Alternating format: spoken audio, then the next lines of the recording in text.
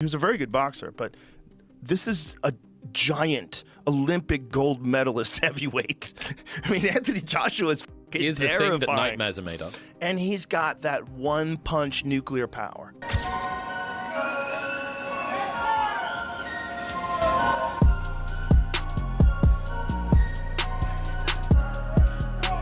There and again, just operating on self-belief, but it isn't going to win Jake this fight. Him being ballsy is not going to win him this. Joe Rogan watches in disbelief as he describes the massive size gap between Jake Paul and Anthony Joshua in their tense face-off. He reminds everyone that Joshua is a towering heavyweight and an Olympic champion, while Jake is stepping toward a challenge far beyond anything he has known.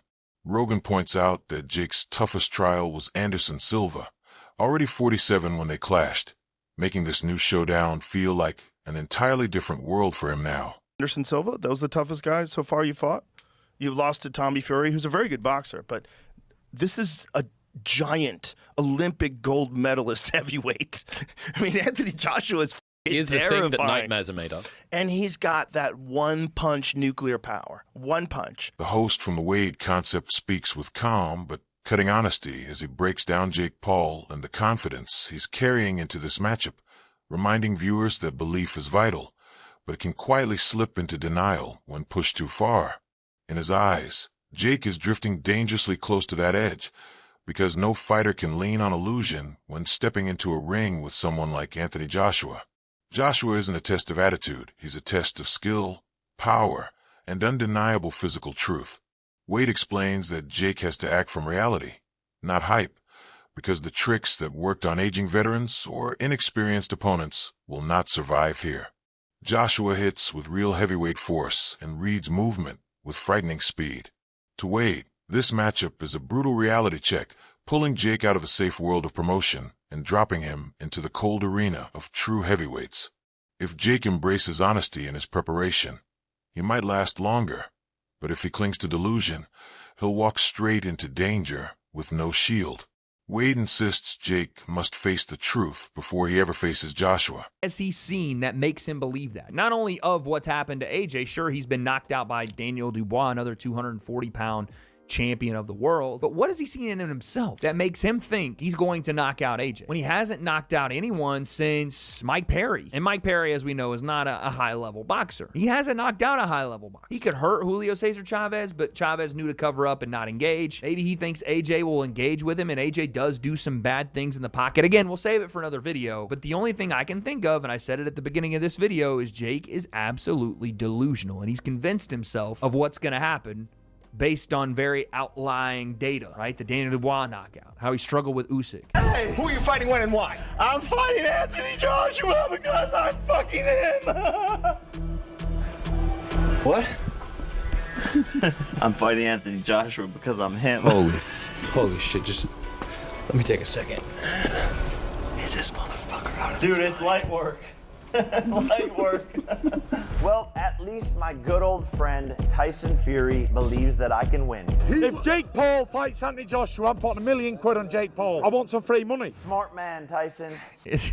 I need to see a bet slip, Tyson. I know you got it like that these days. $1 million's like a, like a slight 10,000 to the rest of us, or maybe 1,000 after those couple of title fights with Alexander Usyk. But I need to see the bet slip. I saw the line when, and this is kind of crazy, I saw the line when the fight first got made, and we put it in the video. Jake was plus 800 to win. Jake has now moved to plus 650 to win. That's outright. I don't know by knockout, I'm not sure, but plus 800 was already like, okay, that's, that's a big underdog. And Joshua was like minus 1,500, but now Joshua's at minus 1,250 and Jake's at plus 650. This line is closing, and I'm wondering why. What are people seeing? Make no mistake, this is the biggest fight of my career. I'm walking into the lion's den. I'm doing something that no one else has ever done before. I, Jake Joseph Paul, will knock out, defeat, and embarrass Anthony Joshua Friday, December 19th, live on Netflix. My voice cracked, I'm still going through puberty. The biggest fight of 2025, USA versus UK. He's got the belts, the size, the history, but I have the balls. Be careful what you wish for. Jake versus Joshua, Judgment Day. He has a 90% knockout ratio, but I have a 100% chance of... The moment Jake Paul steps forward at the face-off, The whole arena feels the atmosphere shift. Anthony Joshua stands tall and perfectly composed while Jake lifts his chin just to reach his gaze, creating an image that speaks louder than words. One man is a battle-tested heavyweight with Olympic triumphs and years of elite opposition, and the other is a cruiserweight influencer who fought his way into boxing from a completely different world. Their stance alone reveals everything. Joshua carries the natural weight and presence of a true heavyweight who has lived in that realm his entire life, while Jake tries to mirror that confidence, but the physical gap is impossible to disguise. The height, the reach, and the sheer structure of Joshua give him an authority Jake simply cannot imitate. I would argue the pressure is now all on Anthony Joshua. Like, Jake, to me, you can tell me if you think I'm wrong. If Jake gets this the second half of the fight, Jake can celebrate. Like, Jake's won. Like, if he gets the 5th round against Anthony Joshua, to me, he has won this event. Yeah, but it's, I mean... You're skeptical that will happen. I mean, aren't you? I mean, like, I am. I'm deeply skeptical, but I'm just saying now. The difference in this kind of fight is once you get up close and anywhere near any kind of clinch or anything, and the worst thing for Jake is it's not that just that AJ explodes within a clinch. AJ can fight long, he can fight short. I mean, the right hand he won't see. I mean, we talk about the right hand that knocked out Francis Ngannou. Forget the right hand. Worry about the uppercut on the inside. Worry about the left hook. Worry about the jab. I mean, the jab could knock him spark out. I mean, that's the reality. But if he gets hit by anything, it's over. It's just how it's going to be over. You know, you're going to get him clean, or are you going to, beat him up to a position where the ref's just going to have to jump in. But listen, if it goes 4, 5, 6 rounds, listen, good luck to him. Like I say, he's not, he's done the camps, he's done the spars. It's not like this is a guy who's never fought before. He's just well out of his depth. And to be honest, you see a few people say, we see that every week on fight cards. Do you know what I mean? But this is... Angelo and Josh study the matchup with the sharp focus of analysts who truly understand the layers of boxing, making it clear that Jake Paul is nowhere near the level of Anthony Joshua or of Deontay Wilder. Joshua and Wilder operate in a realm where a single moment of timing can reshape an entire fight, carrying a kind of power built from years of training and the natural strength only true heavyweights possess, something smaller fighters simply cannot copy. Angelo and Josh say Jake may be courageous, but courage is not a skill, and he has never stood across from someone who can unleash combinations with full heavyweight force while moving with refined, seasoned technique. They remind viewers that Jake once called out Wilder, but that call-out only shows how little he understands about the reality of elite heavyweights. Jake has never felt the shock of real heavyweight punches, and they insist that just surviving Anthony Joshua would already be an enormous challenge. At the highest level, and I don't think he beat the top 5, top 6 guys. But that in that weight class is where he'd be at, like say 180, 188 or 189, somewhere around there is where he'd probably compete. There's not a lot of talent there though.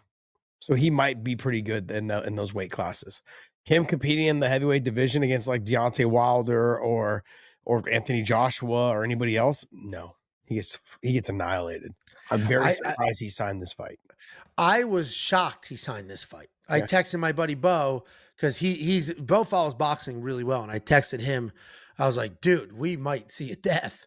And he said the same thing. He's like, "I cannot believe he agreed to that fight." But the numbers, the numbers that are nobody knows the true payouts.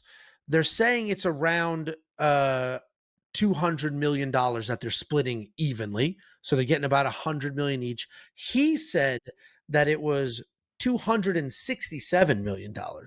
So I don't know who you believe or don't believe, or it could be they're splitting 200 and the 67 delta, they had to pay DAZN because Anthony Joshua has a contract with DAZN. And this fight's going to be on Netflix. DAZN. It's DAZN. So they, which makes, how the hell? Please stop saying DAZN, okay? That's like Saint Benoit, okay? Where's the O in DAZN? It's Sean Jones watches the face-off and notices the instant Jake tries to hold Joshua's gaze. Jake pushes out a look of toughness, But the second Joshua steps in closer, the whole energy tilts. Jones explains that intimidation means nothing to a man who has walked into championship arenas filled with roaring crowds. He then turns to Joshua himself, saying Joshua shouldn't load too much pressure onto his own shoulders, because pressure can tighten a fighter and make his mind race. Sean believes Joshua is at his best when he moves with a moment, not chasing a forced result.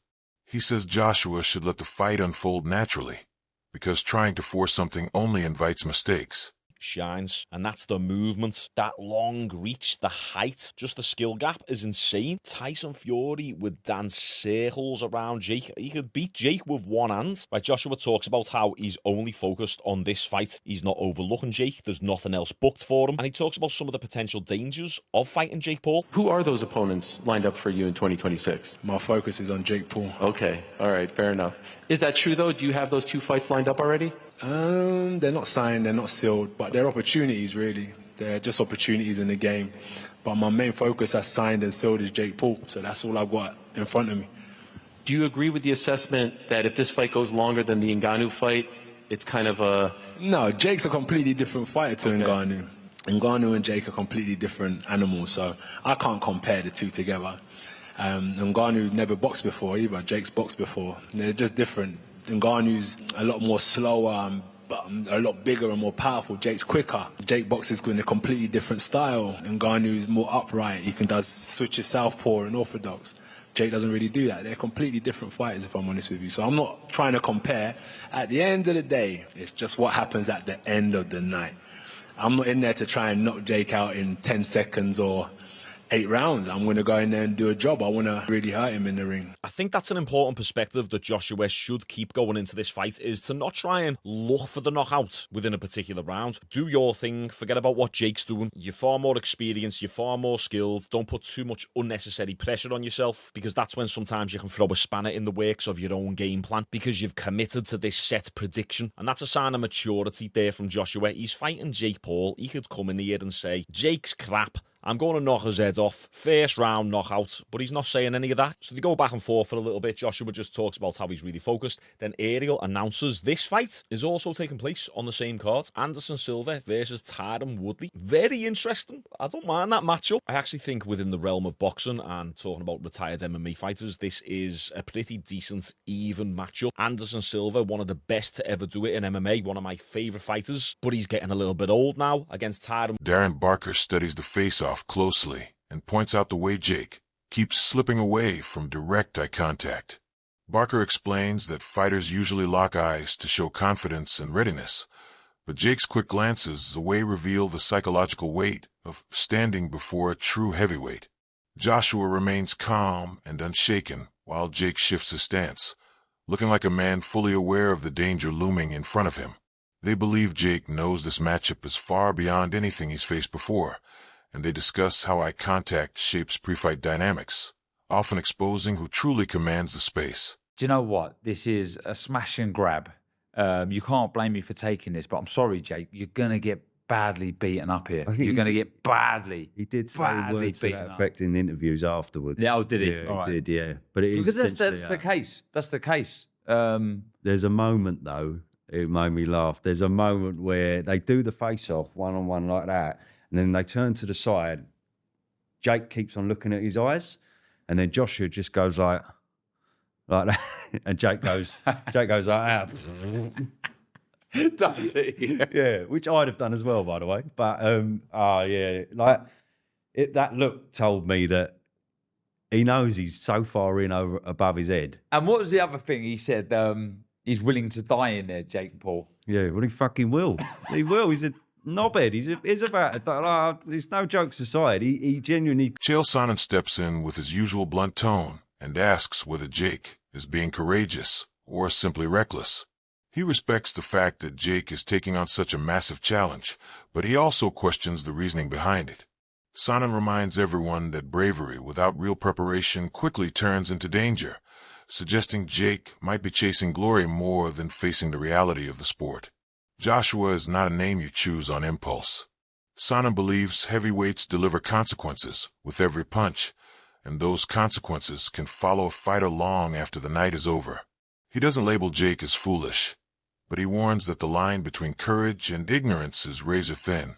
In his view, the answer depends entirely on how seriously Jake prepares and whether he truly respects the threat standing in front of him. What if Jake makes it 5 rounds, 6 rounds? What if Jake made it to the distance? What if Jake won a round? Now, it's very hard to believe. It's very hard to imagine. I think it's the big struggle with this fight. I cannot, off the top of my head, produce a fight for you in any form of unarmed combat that drew, that was exciting, where the audience did not have a reasonable expectation, an expectation to some degree that, well, if he does this or that, there is a way for this guy to win. And that's usually pretty easy to do because nobody knows anything about fighting. Nobody watching this right now, none of you, my millions of viewers, not one of you has ever boxed. Not one of you knows someone in the family. Well, my dad was a boxer. My uncle was a boxer. No, you don't. Not only are you not a boxer, you don't even know of a boxer.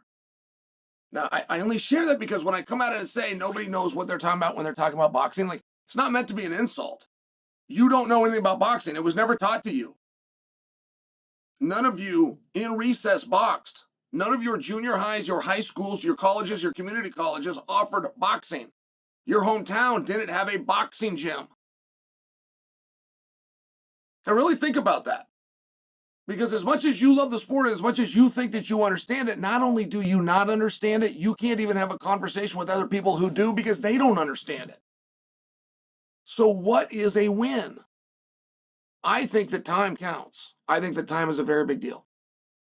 You're in that little bitty ring, and I know a guy can run backwards, but running backwards is not illegal. Adam Catterall shares his view with a steady, measured tone, acknowledging that Jake has built a powerful brand and genuinely grown as a boxer, but reminding everyone that progress doesn't erase the natural limits every fighter eventually meets. I'd like to be involved in another fight like that. People say you don't get paid for overtime in boxing, so a first round knockout is always nice, but you welcome a fight like that Fabio first fight. If it has to go there, it has to go there, but I'm all for an early night. I'm all for getting home before Emmerdale, me. Well, there you go. Well, you're main event now, so you'll be 10 o'clock, so you're not getting home before Emmerdale. A couple more before I let you go, Fraser. I've got to talk to you about this. It'll be remiss of me not to. Anthony Joshua is fighting Jake Paul. Now, if it goes past the first round, would you be disappointed? No, because what you got to realise as well, like, I'm not sure how much of a mover he is. I've not watched too much of Jake Paul boxing, to be fair. But again, people won't understand when I say this. When you're boxing someone lesser than you, it can sometimes become awkward. I know people are going to say, nah, look at the size of him. And yeah, AJ probably should be getting it done in one round, but this guy's going to be awkward. He's going to feel, he might even block a shot, and then he's going to think, fuck this, I'm not getting any more of them. He'll be on his bike. AJ obviously should be good enough to close him down and pound him to death. Not to death, but pound him, you know what I mean? But maybe 2 rounds. Maybe the first shot, I don't know. Well, you said there, one final one for me, Fraser, because you probably want to just get some food in you now. Even though you're a heavyweight. I just had food before I weighed in. You mentioned there that you want to get home before Emmerdale, but you want to be in fantastic fights. That being said, you're up against TKV. He's a good opponent. What can we expect? I mean, you're going to be headlining the first fight on the BBC for the first time in 20-odd years. What can we expect? What can the fans expect from you that are watching on BBC? Listen, I've worked hard. I'm not sure how I looked on the pictures, but I'm in the best shape I've been in. And that wraps up today's journey. Stay with us until the next chapter unfolds.